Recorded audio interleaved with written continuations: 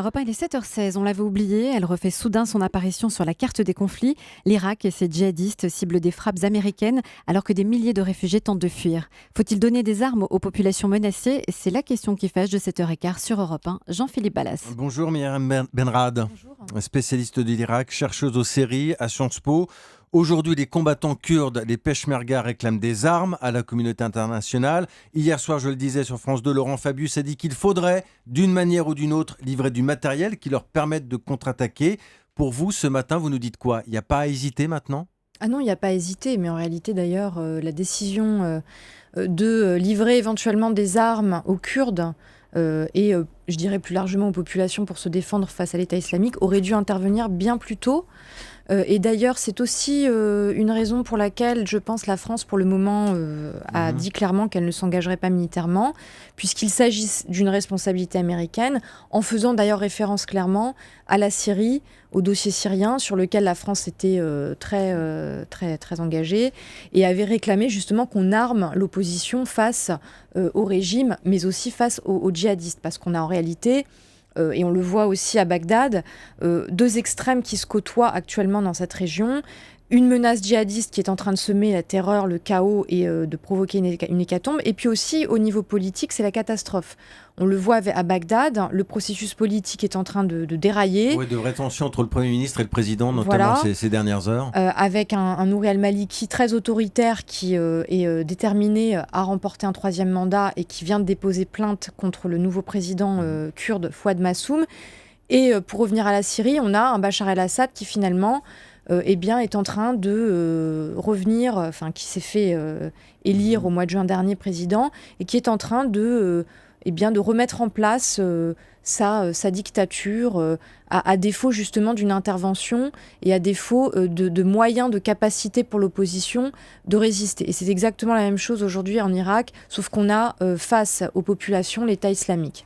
Myriam Benrad, ça fait un moment, notamment sur l'antenne d'Europe 1, que vous tirez le signal d'alarme au sujet de l'Irak, que vous dites attention, on ne peut pas laisser faire, il y aura forcément une confrontation. Quand vous avez appris le début des frappes américaines, vous vous êtes dit quoi? Enfin, Barack Obama s'est réveillé? Oui, mais enfin là, il ne pouvait plus vraiment faire marche arrière. Il y avait trop de pression d'abord au niveau américain. Il était sous pression des républicains, mais aussi de certains démocrates, donc de son propre camp, qui lui reprochaient cet isolationnisme, qui, on le voit, n'a pas conduit à des résultats bien meilleurs que ce qui caractérisait l'administration Bush, à savoir cet interventionnisme improvisé qui avait conduit au chaos. À l'époque, Bush était un peu messianique, il voulait partir en croisade à travers le monde entier. Alors Bush, c'était l'antithèse d'Obama, c'était l'interventionnisme acharné, forcené. Mais vous dites que finalement, à l'arrivée, c'est un peu le même résultat? Oui, c'est le même résultat parce qu'en réalité, dans les deux cas, on n'a pas de politique. On n'a pas de vision, on n'a pas de politique, parce que ce qui a fait dégénérer les choses en 2003 en Irak, il faut le rappeler, c'est pas l'intervention militaire en elle-même et le fait d'avoir fait tomber le régime de Saddam Hussein.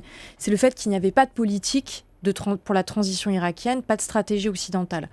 Donc, je veux dire, il faut quand même redire les choses. Et l'isolationnisme d'Obama, ce désengagement, ce laisser-faire, n'est pas non plus, on le voit, une solution, puisqu'aujourd'hui, effectivement, c'est la catastrophe. Alors maintenant, les frappes ciblées, c'est une chose. Frapper les positions de l'État islamique, c'est une bonne avancée, parce que ça envoie aussi un signal aux djihadistes.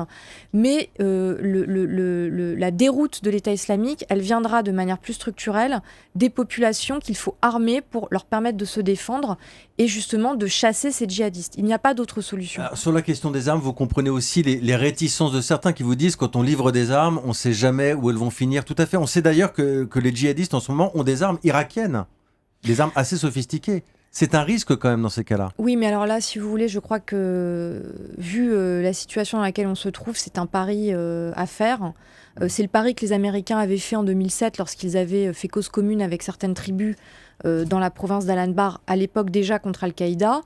Ils ne savaient pas vraiment ce que cette alliance donnerait. Et on l'a bien vu, il y a eu toute une mobilisation citoyenne au-delà des tribus contre Al-Qaïda qui a conduit à des vrais progrès. Le problème étant qu'ensuite, quand c'est ce mouvement qu'on appelait à l'époque le mouvement du réveil, justement contre les djihadistes, a été transféré au gouvernement irakien, Maliki les a complètement mis à bas. Mais on l'a vu, ça a fonctionné. Et donc, je ne dis pas que nécessairement ça fonctionnera cette fois, mais on n'a plus vraiment le choix. Je pense qu'il faut faire le pari de donner des armes à des mouvements qui, encore une fois, sont dans une logique de lutte contre les djihadistes, parce que sinon, on va à la catastrophe. Ce que vous dites ce matin, finalement, c'est que les frappes aériennes, c'est important, c'est indispensable, mais que finalement, c'est une nouvelle guerre qui a commencé et que cette guerre, elle va devoir se poursuivre sur le terrain entre populations. Alors, ce n'est pas une guerre de l'Occident, ce n'est pas une nouvelle guerre du Golfe. De Non, toute on a façon, bien Obama, compris, les l'a Américains dit. ne veulent pas y aller, les Européens non plus. Les Européens sont aussi dans une logique similaire, je pense. Il n'est pas question pour la France d'intervenir militairement en Irak, enfin pour le moment, mais je ne vois pas, si vous voulez, en tout cas le camp occidental serait engagé sur le terrain irakien. Bien sûr, ce sera une guerre interne, mais quand je dis guerre interne, là c'est surtout pour le moment, la priorité pour les Irakiens, c'est d'essayer justement de faire face à cette offensive djihadiste. Mais ça n'exclut pas le volet politique, qui lui aussi sera fondamental, parce qu'on le voit, là, c'est tout le processus politique, encore une fois, qui est en train d'être en déroute. Et Nouri al-Maliki n'est pas une solution. Il est au pouvoir depuis 8 ans. Le bilan est catastrophique. Donc, et malheureusement, il s'accroche au pouvoir. Alors, quel pourrait être le gouvernement constitué qui permettrait justement au plan politique d'éviter aussi la catastrophe, parce que ça n'aidera pas forcément les opérations militaires. C'est la grande question pour le moment. On pense à l'ONU notamment, on pense aussi aux Américains. Est-ce que finalement l'Occident va pouvoir, entre guillemets, s'en laver les mains, ou va devoir remettre justement ses mains dans le cambouis irakien ? Non, pour le moment, on est dans une perspective d'intervention militaire limitée. La suite, c'est, comme je l'ai dit, la définition d'une politique, d'une stratégie pour le Moyen-Orient, qui consiste à appuyer les mouvements qui luttent contre les djihadistes, les mouvements modérés, qui peuvent, eux, constituer un gouvernement d'unité nationale, faire en sorte qu'au plan politique, on réamorce une transition. Mais tout cela, vu l'état de déliquescence, délabrement du pays, ça impliquera, je pense, que les Occidentaux, encore une fois, apportent leur soutien au plan politique, parce que les Irakiens sont aujourd'hui complètement abasourdis et perdus face à cette situation. Quand on vous écoute ce matin, on se dit que finalement l'Irak n'est plus vraiment un pays aujourd'hui, ou c'est plusieurs pays, c'est plusieurs régions. Oui, il y a une fragmentation, une partition du pays qui va rendre de toute façon ce processus très difficile. Quand je parle de gouvernement d'unité nationale, c'est assez largement pour le moment un vœu pieux, parce que on le voit, il n'y a plus vraiment de sentiment d'appartenance commune. Chacun, les Kurdes poursuivent leur agenda autonomiste au nord. On a une communauté chiite qui est très divisée, notamment sur la question de la reconduction ou pas d'al-Maliki, des sunnites qui ont été complètement aliénés depuis 2003 parce qu'ils ont été mis en marge des institutions et du processus politique. Donc c'est bien pour cela que la communauté internationale doit apporter un soutien, cette fois significatif, aux Irakiens pour promouvoir le dialogue, et sur le plan militaire pour apporter une solution maintenant concrète à cette vague djihadiste qu'on a longtemps sous-estimée et qui aujourd'hui est en train de prendre le pas, malheureusement. Merci pour votre éclairage, Myriam Benrad, docteur en sciences politiques, spécialiste de l'Irak.